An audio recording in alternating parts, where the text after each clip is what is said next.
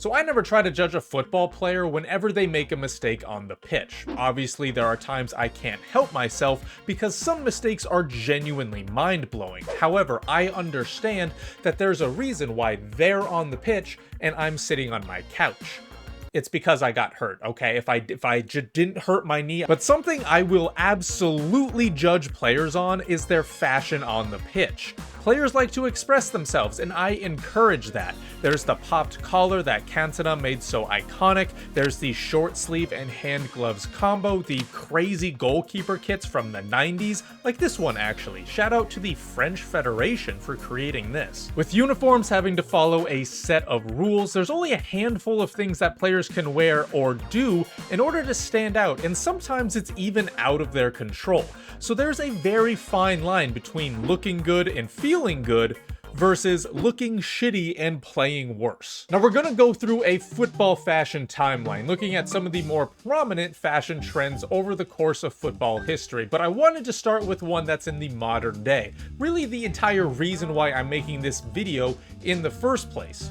These dumbass holes in the backs of socks. This is genuinely one of the dumbest fashion trends that I've seen in this sport, because not only does it look outright stupid, but it's also masquerading as something helpful when it's questionable at best and hindersome at worst. Now in the fashion sense, anyone is able to comment on it because it's a matter of opinion, but it takes studies and qualifications to determine if this practice is actually effective in the first place. And as someone with a bachelor's in kinesiology and a master's in exercise and nutrition, I'm only like a little qualified to talk about it actually. I just needed to mention that I have a master's, otherwise all of that money I spent on it would be useless. However, some research studies have shown that the practice is not really that effective on a wide scale and is, at best, only for comfort for those who have ridiculously big calves. And listen, you guys know how I obsess over really small things in this sport, right? Well, I kind of get that from my dad, except that he obsesses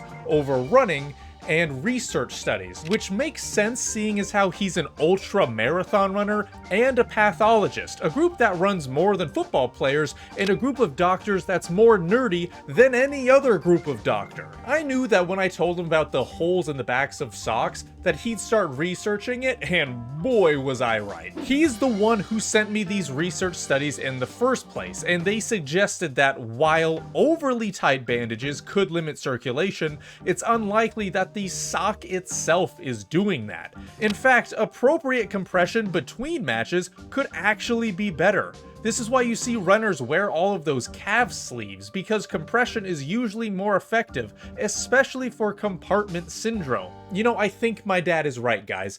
Overly tight socks in some players could possibly create transient compartment syndrome with reduced vascular flow and O2 delivery, acutely exacerbating underlying chronic compartment syndrome, suggesting that holes in the socks, while less compressive, might provide symptomatic relief, but more studies are needed.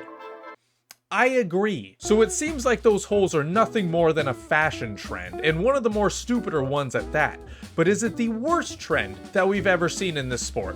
Well, that's what we're gonna look at, but I'm just telling you now that it's not. Now, early on, there weren't many individual trends that players would be doing, but rather just kit manufacturers on a wide scale that would produce the trends themselves. Back then, before the 1950s, a lot of the kits were made of heavy wool material, you know, which is smart because when I'm exercising, I also want to wear the warmest material possible to make myself even hotter and sweatier. I can only imagine every player back then had the same thought as Dr. Bob Kelso. Holy hell, are my new boxers made of wool?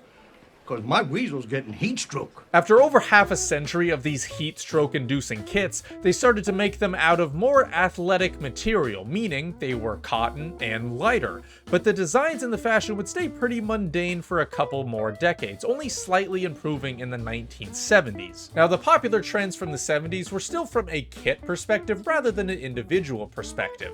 They were still just a couple of colors, but that doesn't mean they weren't iconic. For example, Brazil won their back-to-back World Cups before the 70s in their famous yellow and green tops. However, the designs from other countries and other clubs started to pick up more exciting designs. For example, the Netherlands started adding stripes on the shoulders of their kits. Stripes absolutely bewildering. Burnley added a different colored V on their kit in 1976. Wales added whatever the hell this garbage is. Actually, you know what? I take that back. This was in a time when all of these designs were just kind of starting out, right? So I'm not gonna judge that, right? When I made that joke about stripes on the shoulders of kits, that was actually pretty serious because that was very brand new at the time. But thankfully, a decade of tweaking and tinkering led to not only new and exciting fashion trends for kits, but for individuals as well. And this is where, in the 1980s, we actually start to see some cool things. Actually, there were a couple individual fashion trends with this hairstyle and mustache combo, and honestly, you know, it could be worse. This kinda bangs. Now, the 1980s saw football bring out three pretty big fashion trends. The first being the introduction of these cool and wacky kits. Now, of course, we are still given all of these cool and wacky kits on a pretty yearly basis now, but this is when it kind of all started. Weird designs, interesting color choices for away and alternate kits, even sponsors on the shirt started to become the norm during this decade. A lot of kits are given high praise for being some of the best of all time, and it came when things were just getting started. Denmark's 1986 home kit, Germany's 1988 home kit, the Netherlands' 1988 home kit, all absolutely gorgeous, and something that you would probably not have seen just a decade prior. And like I said, kit sponsors started to become more popular to the point that even the sponsors themselves became iconic. Napoli had the chocolate company Mars on their shirt for a few years, including when they won the league.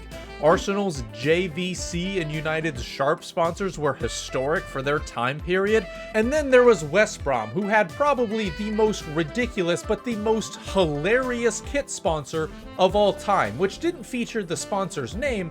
No. It had a giant no smoking symbol right in the middle of their shirt. And by the way, you were still allowed to smoke at all of the matches for like 20 years, okay? It was just an iconic kit. Now, the 80s brought along a few other fashion trends as well, one of them being the start of players consistently wearing headbands. Now again, they started to become more popular in the 90s and the 2000s, but this is where it all began. Socrates, a Brazilian legend, wore a headband during the 1986 World Cup, with a message that said, "Mexico still stands," a tribute to an earthquake that devastated the home country just a year prior.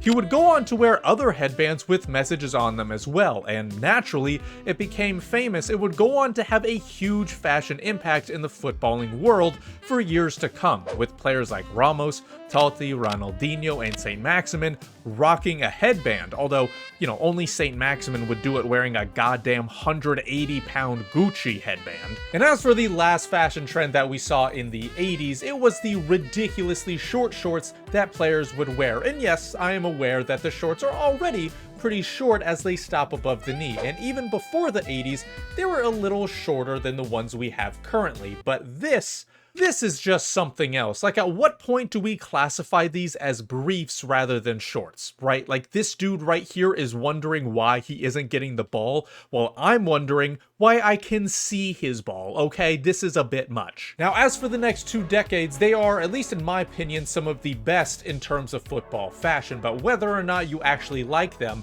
they are the most iconic regardless. Headbands were becoming more and more popular, players' shorts were becoming more and more reasonable again, and players' kits were becoming more and more outrageous. These 3 kits coming from the same decade tells you that this was the peak. But there were 3 defining trends during the 90s, and 2 of them were because of individuals: rolled down socks and popped collars. Now, while the socks being rolled down would make appearances in the future, say hello to Jack Grealish, this trend was started in the 90s thanks to Steve Claridge. Now, as an American, do I know who this man is? No, not in the slightest, okay? His name and face are what you picture when someone says to think of the average British man, but after learning about his contribution to the rolled down sock look, I have to give him recognition. And this isn't necessarily my favorite trend ever, but low socks just look much better than the average height, or God forbid, socks above the knees. I actually want to pause the video for a second and tell anyone that prefers to wear their socks above their knees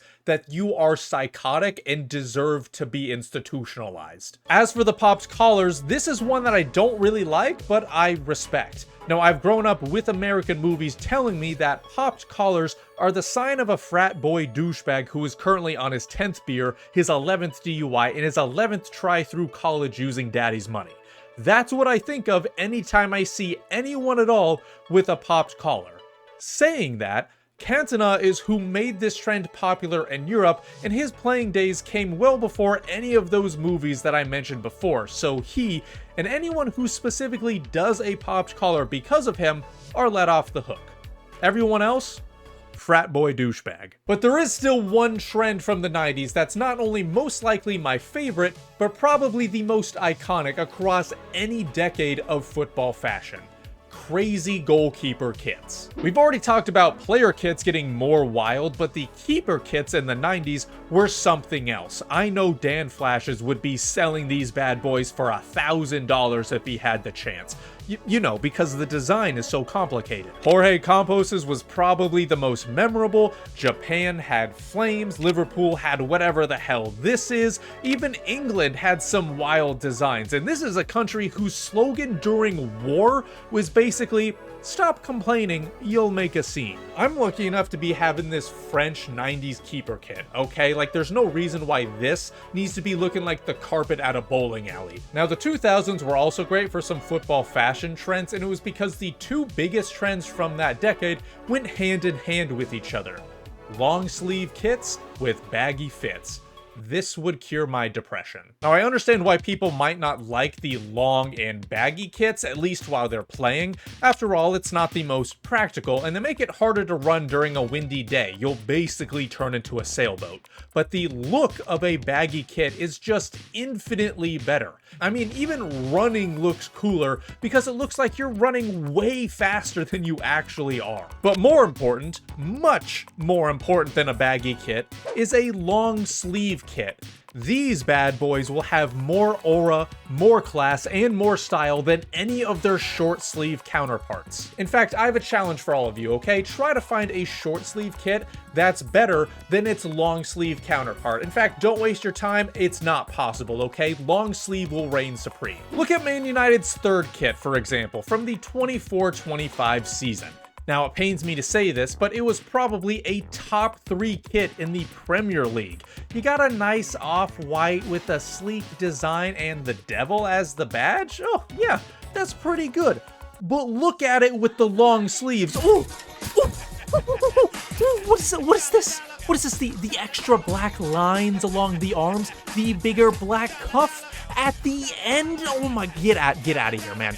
Just gorgeous, beautiful, just mwah. But sadly, this is where we go from some of the best decades of football fashion to one of the worst in 2010s, and it's mostly because of the fact that long sleeve kits were getting phased out by some base layer undershirts. Now look, is this ugly? No, not really. Like, there's nothing wrong with a base layer under a short sleeve shirt, and thankfully long sleeve kits are starting to reappear a little bit more recently. I mean, we literally just mentioned United's kit from last season. But what the base layer has done is prevent a lot of kits from the 2010s and even now from being made. Imagine a long sleeve 2019 Arsenal bruised banana kit. Imagine a long sleeve Inter mashup kit.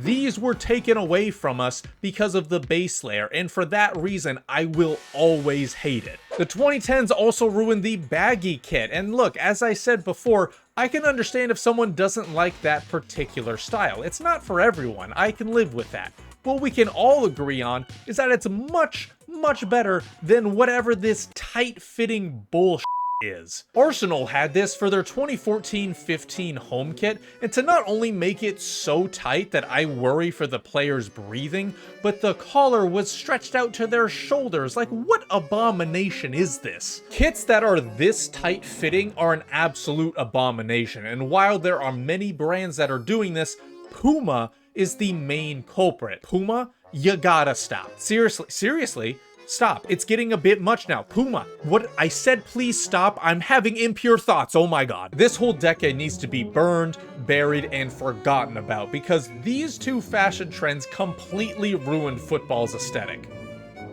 Although there was the short sleeve shirt and glove combo, I actually like this, okay? I have poor circulation, allow it. And that brings us all the way back to today in the 2020s. Now, thankfully, these ultra tight fitting shirts are getting loosened a bit, and as mentioned before, the long sleeves are making a little bit of a comeback. And sure, there's some trends nowadays that seem a little silly, like the bleached hair, or you know, seem a little stupid like the holes in the back of socks, but with the long sleeves making their deserved comeback and kit designs being more creative and unique than ever before, we're in a pretty decent decade for football fashion, okay? Like, it could certainly be... What is that sound? What is that? Oh my god. No. No. I forgot about this. No. Don't make me look at them, please. Please, no. Minimalist badge designs. God damn it, why was this a thing? These are so ugly. Please bring back the old ones.